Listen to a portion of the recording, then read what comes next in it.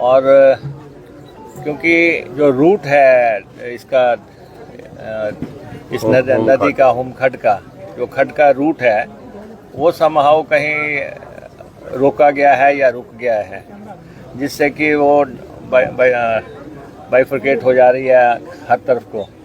तो एक तो वो देखेंगे, और अब हमारे ऑफिसर यहाँ पे हैं, SC IPH and XCN IPH, और डिप्टी कमिश्नर साहब मीटिंग लेंगे, क्योंकि अब इस कॉन्स्टिट्यूंसी में सारी डिवीजन्स हैं, पानी बिजली सड़क की सारी डिवीजन्स हैं। वो ऑफिसर्स के साथ बैठ के कि एक तो अभी बड़े लंबे अरसे के बाद यहाँ पानी आया, 2007 के आसपास एक बार आया था, तो अब आया है। और डैमेज तो हुआ है, जैसे हम अभी प्रीतिका में गए थे, अब उनकी सारी फैक्ट्री जो है डैमेज हुई है। अब वहाँ पे 700 लोग काम करते हैं और करोड़ सवा करोड़ रुपए के आसपास उनका सैलरी का बिल है, या 1.5 करोड़ रुपया उनका बिजली का बिल है। तो आप अंदाज़ा लगा सकते हैं कि मशीनरी कितने 100 करोड़ के आसपास की वो फैक्ट्री है। फिर आगे ये सरिये की फैक्ट्री है, और इंडियन ऑयल वाले यहाँ पे काम कर रहे हैं। अब लोगों के अपने अपने ग्रीवेंसेस हैं, अपने अपने तरीके से लोग बता रहे हैं। एक तो जो अब जैसे ये पेट्रोल पंप डैमेज हुआ है, और क्योंकि उस तरफ से जहाँ से खड का रूट आना है वो चौकड है, तो वो दूसरी तरफ भी आ गया। अब कुछ लोगों का कहना है कि ये जो खड का रूट है उस पे फैक्ट्रियाँ पड़ गई हैं और रूट ऑब्स्ट्रक्ट हो गया है। कुछ लोगों का ये कहना है कि माइनिंग बीच में हो रही है, बड़े पैमाने पे माइनिंग को वो लोग कुछ लोग कारण बता रहे हैं। कुछ लोग कह रहे हैं कि इंडियन ऑयल वाले जो है वहाँ पे काम कर रहे हैं, और वो अभी हम देखेंगे क्या काम कर रहे हैं, कि किस ढंग से वो इसमें हर्डल है। तो एक से कुछ जानकारी ये भी कुछ लोगों ने क्लेम किया कि कुछ लोग बह गए हैं, कुछ बच्चों की मौत। नहीं, वो तो देखिए कल ऊना के लिए वैसे ही दुर्भाग्यपूर्ण दिन था। कल हमारे जिला से 14 लोगों की डेथ हुई, और उनमें से 11 लोग हमारे जेजों में जो है जो हादसा हुआ, और वो लोग देला और बटोली के रहने वाले थे। तो 12 लोग एक गाड़ी में सवार थे, तो उनमें से एक बचाया जा सका, और 2 मिसिंग है, और 9 बॉडीज़ मिली हैं। और यहाँ पे 3 बॉडीज़ में मिली हैं सरिया की फैक्ट्री के आसपास। तो कल भी हमारा सारा एडमिनिस्ट्रेशन यहाँ था, डिप्टी कमिश्नर भी यहाँ पे थे, और कल भी चलाया गया था। तो एक तो ये जो रूट कॉज जो है उसके हम काम करेंगे, और क्योंकि कॉन्स्टिट्यूंसी में इतने बड़े पैमाने पे नुकसान पहले कभी नहीं हुआ। ये बाथरी की पानी की स्कीम सामने नज़र आ रही है, या इसको भारी नुकसान है। और उसके बाद बिजली को बहुत भारी नुकसान है। बिजली के आप देख रहे हैं कि इसमें 150 ट्रांसफार्मर काम नहीं कर रहे हैं, और 25% एरिया जो है वो आप ब्लैकआउट समझ सकते हैं, जो अंधेरे में रहा रात को।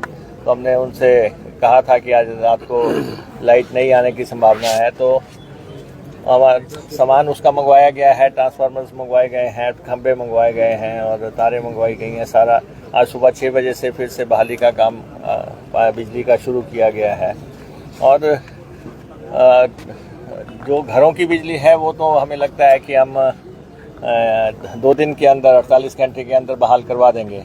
लेकिन जो फैक्ट्रियों की बिजली है, फैक्ट्रियों की तो मशीनें बड़ी कॉस्टली हैं, उनको तो मेजर लॉस हुआ है। नीचे भी फैक्ट्रीज हैं, उनको भी लॉस हुआ है। तो फैक्ट्रीज को तो हमने सोर्स पे बिजली देनी है, तो हमारे ऑफिसर्स मीटिंग कर लेंगे इंडस्ट्रियल एसोसिएशन के साथ या इंडस्ट्री के ऑनर्स के साथ, क्योंकि उनके तो क्लेम्स भी होंगे इंश्योरेंस के साथ, तो वो अपने हिसाब से वो करेंगे। लेकिन हम सोर्स तक बिजली पहुंचाने की कोशिश करेंगे, और सड़कें हम बहाल करने की कोशिश करेंगे। और जिन लोगों के मकान धराशायी हो गए हैं या कोई दूसरा नुकसान हुआ है, उसके बारे में हम डिसीजन करेंगे। हमारे रेवेन्यू अथॉरिटीज़ क्या लेके आती हैं कि किसको कितना नुकसान हुआ है। सर, जैसा कि आपने कहा कि कई सालों के बाद जहां पर जो है बड़ी मात्रा में पानी आया है, तो आपने बताया कि एक अवैध माइनिंग भी इसके पीछे की वजह है। तो अगर ऐसा जांच में पाया जाता है तो क्या उनके नहीं, देखिए ऐसा है कि हम पोस्टमार्टम करने नहीं आए हैं। ये डेवलपमेंट की कॉन्स्टिट्यूंसी है, ये विकास हल्का है। यहाँ पे हमने इसको ऐसे मुकाम पे पहुँचाया है विकास की दृष्टि से। तो अभी हमने पहले डिप्टी कमिश्नर इसकी इंक्वायरी तो करेंगे, ये पड़ताल तो करेंगे कि ये पानी आता कहाँ से है, कहाँ पे इसको रोका जाता है, कहाँ से ये आगे इसको निकलने का कहाँ से रास्ता चाहिए। उसमें चाहे उसमें माइनिंग का फॉल्ट हो, चाहे उसमें जो है कोई फैक्ट्रियाँ हर्डल कर रही हों या कोई और स्ट्रक्चर्स बने हों, जो भी है पानी को तो फ्लो का हमें रास्ता तो देना ही पड़ना है। तो वो तो जैसे ही डिप्टी कमिश्नर अपनी रिपोर्ट सबमिट करेंगे और हम अपने डिपार्टमेंट्स के हिसाब से हम उस पर काम करेंगे। अभी भी हमने इस कॉन्स्टिट्यूंसी में लगभग 26 करोड़ रुपया दिया है पानी की ठीक वो निकल पाए जी, जगह जगह जहाँ भी अवरुद्ध होता है। तो लेकिन मेजर काम हमारा इस समय, क्योंकि उस तरफ पानी रुकता था, पंजाबर साइड रुकता था, तो हमने उधर काम लगे हुए थे। अब इस तरफ ये बड़ा हादसा हो गया, तो हम करेंगे जो भी पब्लिक के हिसाब से।